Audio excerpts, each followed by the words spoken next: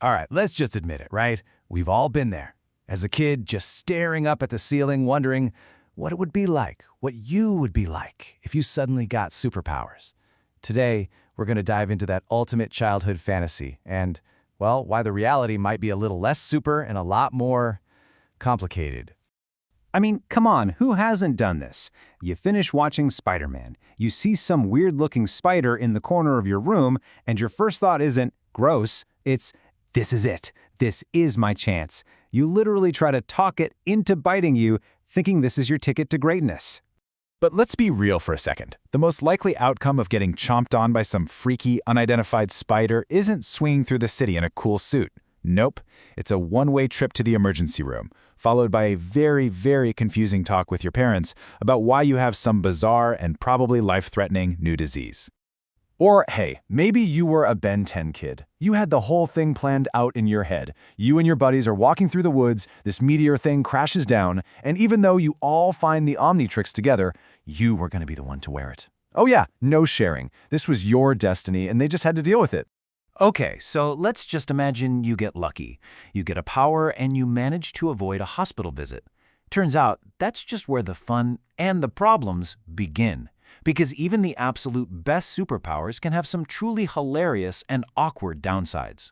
First up, teleportation. This is the dream power, right? Especially for anyone who is always late. I mean, imagine it. You'd never miss the first 10 minutes of a movie again, never show up late to your friend's birthday party. You just think of a place and poof, you're there.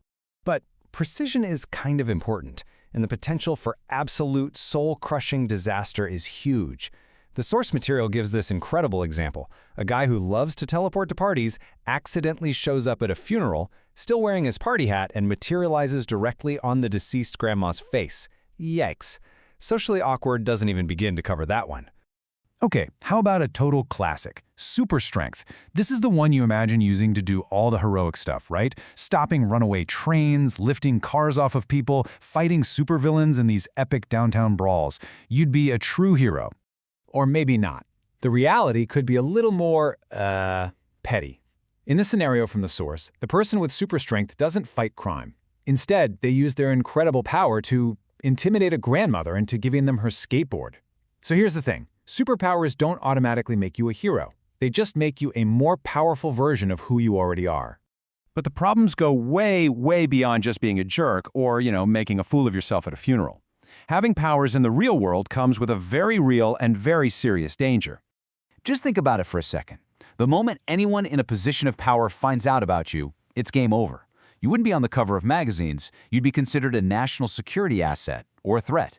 They'd grab you in the middle of the night, question you endlessly, and you'd end up as a lab rat while they try to figure out how to copy your powers for their own use.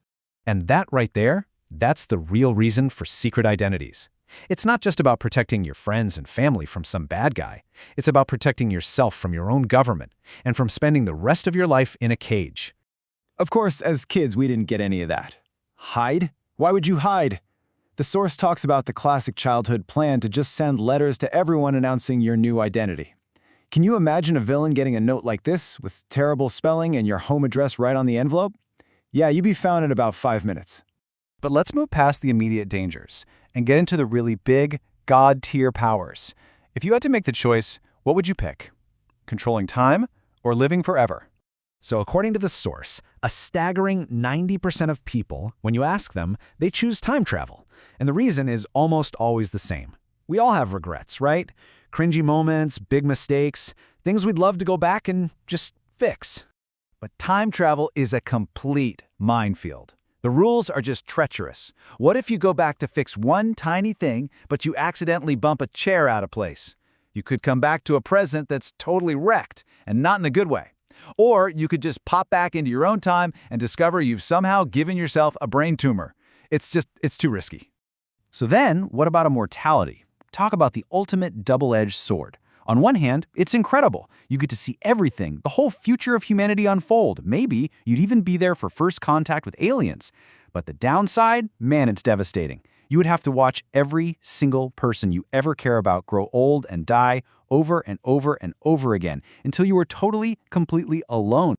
So after weighing all of these things, from the socially awkward stuff to the existentially terrifying stuff, I really had to think.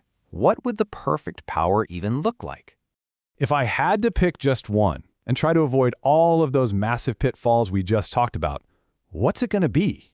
I would choose chronokinesis. It's the ability to just stop time. See, this gives you all the benefits of time travel. Like, you need more time to study for a test, or you want to think of the perfect comeback in an argument, but you don't have any of the risks of creating some crazy paradox. The world just freezes, and you're the only one who can still move around. But, yeah, even this has a catch. A big one. While the entire world is paused, you're not. You keep aging. You're moving through time while everyone and everything else is just stuck. You could spend years inside a single frozen moment, but you'd be doing it all by yourself. Even the perfect power has the price of loneliness. So, that brings us right back to the original question.